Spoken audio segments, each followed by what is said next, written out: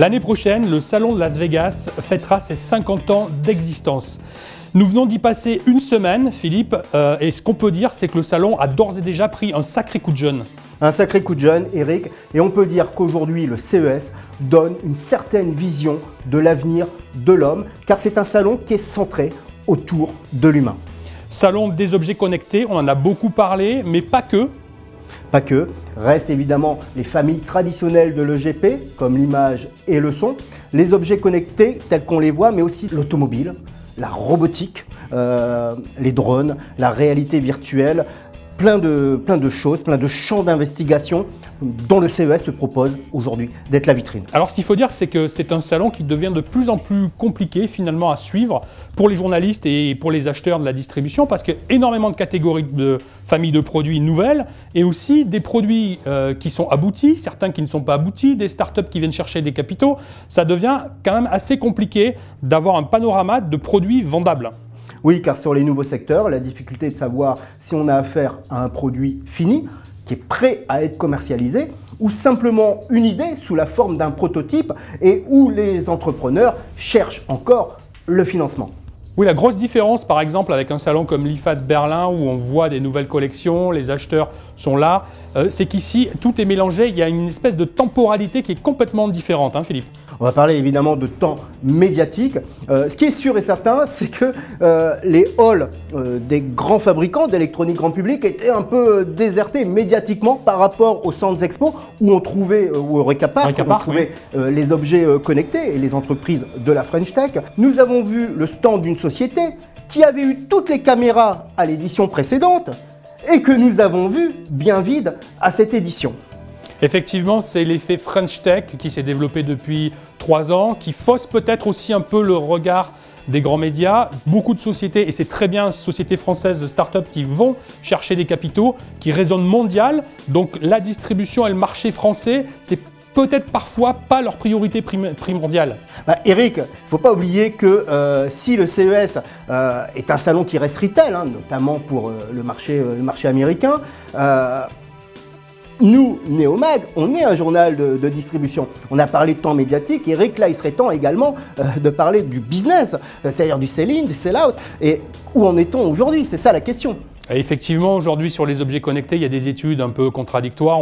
Les informations qu'on a aussi avec certains réseaux de magasins montrent que tout n'est pas aussi simple que ça. Il faut être référencé, mettre les produits en magasin, mais après, une fois que les produits sont en magasin, il faut que les produits se vendent, il faut qu'effectivement les produits tournent.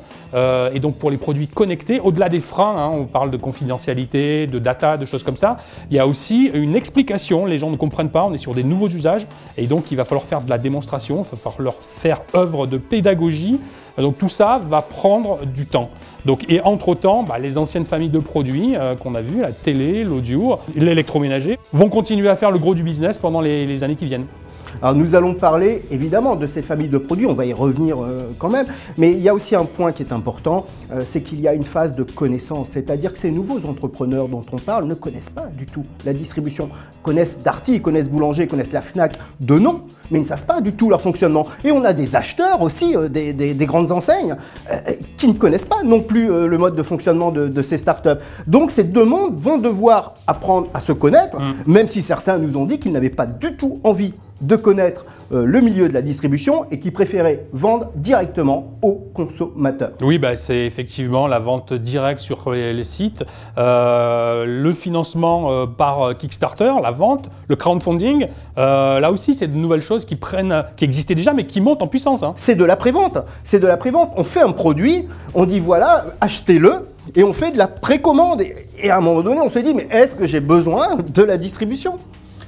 Au-delà de ça, il y a quand même des tendances de fond sur ce salon de Las Vegas. La réalité virtuelle, par exemple, quelque chose dont on parle depuis beaucoup d'années. Là, des casques ont été lancés par quand même des sociétés poids lourds comme Samsung, comme Oculus, qui a été racheté par Facebook, plus de 2 milliards d'euros. Donc la réalité virtuelle, hein, Philippe, qui va arriver dans le gaming, mais également les drones, marché avec des fortes progressions. Les téléviseurs, on a vu qu'effectivement, tout le monde passait à l'ultra haute définition. Donc là aussi, on a vu des annonces de 8K, mais on va calmer un petit peu le jeu parce qu'il va d'abord falloir démocratiser l'ultra haute définition. On ne parle plus de 4K, hein, c'était plus... le terminologie aujourd'hui, c'est ultra haute définition. Même si le hic, c'est que certaines sociétés commencent à s'approprier avec des terminologies un peu marketing. Restons simples dans ce domaine-là. Dans l'ultra haute définition, c'est l'arrivée des lecteurs Blu-ray et des disques en 2016. Philippe, de ton côté sur l'électroménager, même si ce n'était pas un salon d'électroménager à la base, aujourd'hui il y a des choses qui se présentent là-bas? Oui, j'ajouterais quelque chose sur l'image, Eric. C'est en termes de contenu, hein, c'est la présence très très forte de Netflix au CES. Et ça aussi, c'est une forme avancée de télévision qui est en train de progresser à grands pas. Alors ça, c'est très marrant parce qu'effectivement, pendant des années, c'était Bill Gates qui inaugurait, ça s'est terminé il y a quelques années, mais on était dans le monde de l'informatique. Et là, c'est révélateur. La conférence Netflix avec les stars de séries produites par Netflix a été une de celles qui a eu le plus de succès. On est vraiment là aussi au cœur du dématérialisé, au cœur du contenu. Hein. C'est vraiment une des clés aussi de ce CES. Oui, voilà, et du dématérialisé, on a vu aussi des solutions où on leur demandait en fait quel type de visiteurs ils voulaient. Et certains nous ont dit on veut des administrations, on veut des villes. Il faut savoir aussi que c'est un salon dont certains exposants ne s'adressent pas au retail. D'ailleurs, on l'a vu il y a quelques années, Gary Shapiro, donc le directeur de CES, nous avait dit que c'était un salon de l'innovation. On est sur un concept à part dans le monde des salons, on va dire blanc-brun de la vieille économie. Donc effectivement, là, ça part dans tous les sens. L'automobile connectée, l'énergie, on a vu des sociétés françaises hein, comme Engie, comme Dassault, La Poste aussi qui a présenté des choses. Donc voilà, le salon de l'innovation. Mais à un certain moment, effectivement, il faut rester sur notre secteur de distribution. Beaucoup de choses, on pourrait en parler pendant des mois, mais à un certain moment, nous, sur Neomag, on a choisi de se focaliser, hein, Philippe, dans les semaines qui viennent, sur les produits dont on pense qu'ils peuvent être vendus dans les circuits retail en France. Voilà, et si on prend une famille qui est traditionnelle, qui est l'électroménager, alors l'électroménager à Las Vegas, il faut être clair, était présent dans les espaces des deux grandes marques coréennes que sont Samsung et LG, qui ont présenté la gamme signature pour LG, un réfrigérateur connecté pour Samsung. Quelques articles en petit électroménager, on a vu un four solaire, on reviendra aussi sur le petit déjeuner. Petit déjeuner connecté, oui. La cafetière connectée, la machine à thé qui était là. Chez Samsung. Chez Samsung, chez Intel. Tout le monde propose le meilleur thé, le meilleur café.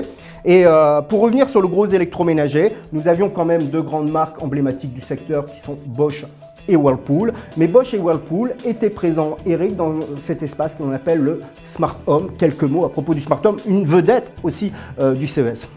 Oui, dans le Smart Home, ce qui était très intéressant, c'est effectivement l'apparition d'interfaces qui vont permettre de piloter tous ces objets connectés. J'ai notamment en tête une télécommande qui va être adressable en fonction de chaque produit dans la maison.